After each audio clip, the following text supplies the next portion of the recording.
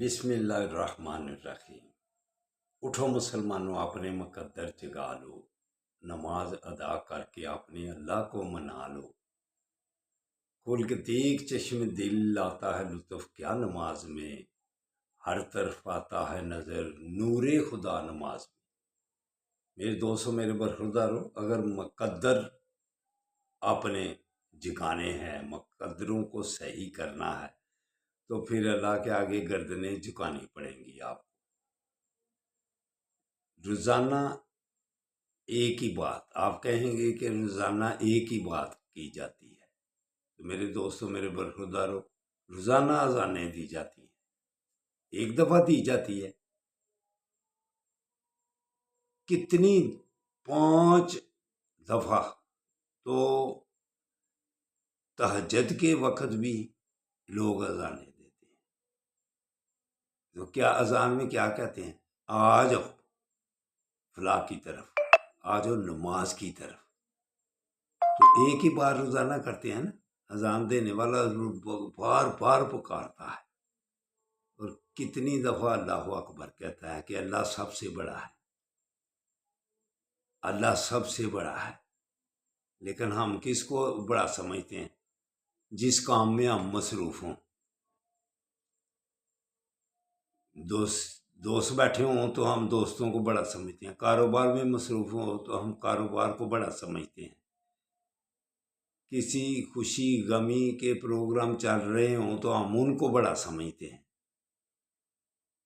تو اللہ کہہ رہا ہے خود بڑا ہوں، سب سے میری طرف آؤ، میری طرف آؤ، اچھی راہ کی طرف آؤ۔ لیکن ہم بات مانتے ہیں؟ تو روزانہ یہ بات دہرائی جاتی ہے۔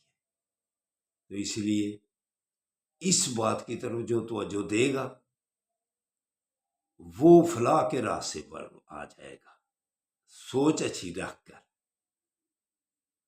آدم علیہ السلام کو جب معافی ملی تو کیسے ملی؟ کہ یا اللہ، اس نام کے صدقے، لا الہ الا اللہ محمد الرسول اللہ، جب وہ دیکھا تو کہ یا اللہ یہ نام آپ کے نام کے ساتھ جڑا ہے، یہ کیا کون سی 80 ہے؟ مجھے ان 80 کے نام سے، مجھے اس نام سے معافی عطا کر۔ تو اللہ تعالیٰ نے معاف کر دیا، وگرنہ کتنے 100 سال بابا آدم اور مائی حوا علیحدہ دنیا میں پھرتے رہے، تو معافی بھی آقا صلی اللہ علیہ وآلہ وسلم کے صدقے میں ملی۔ تو قیامت والے دن جب ہمیں بھی معافی ملے گی اور قیامت کے دن کا آغاز ہوگا محمد صلی اللہ علیہ وآلہ وسلم کے صدقے سے ہی کام چلے گا۔ ان کا وسیلہ جب ڈالیں گے تو قیامت والے دن آگے بڑھے گا، وگرنہ وہ رکا ہوگا اور نفسا نفسی کا عالم ہوگا۔ تو میرے دوستوں، میرے برخورداروں، اٹھو، اٹھ کر اللہ کے آگے گردنیں جھکا لیں اور اپنے خیالات کو درست کر لیں۔ جب ہر وقت دنیا کے خیالات میں رہیں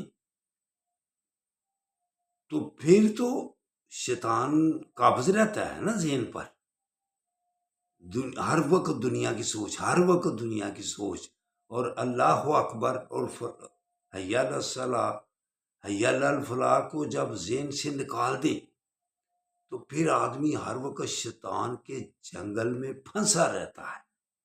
اس کی مثال ایسے ہے کہ جیسے اگر شہر میں اپنے آپ کو آدمی ڈبو لے اور کہے کہ میرے اوپر مکھی سے بچتا رہوں، مچھروں سے بچتا رہوں، کیا وہ شہد والے جسم پر مکھیاں اڑتی جائیں گی؟ وہ بیٹھیں گی اوپر۔ تو اگر آدمی ہر وقت ذہن دنیا کی طرف، دنیا کی محبت، پھر تو شیطان کا قبضہ رہے گا ذہن پر۔ اس لیے جیسے ہم شہد کو صاف کریں گے اپنے جسم سے کہ تاکہ ہمارے جسم پر مکھیاں مت بیٹھیں،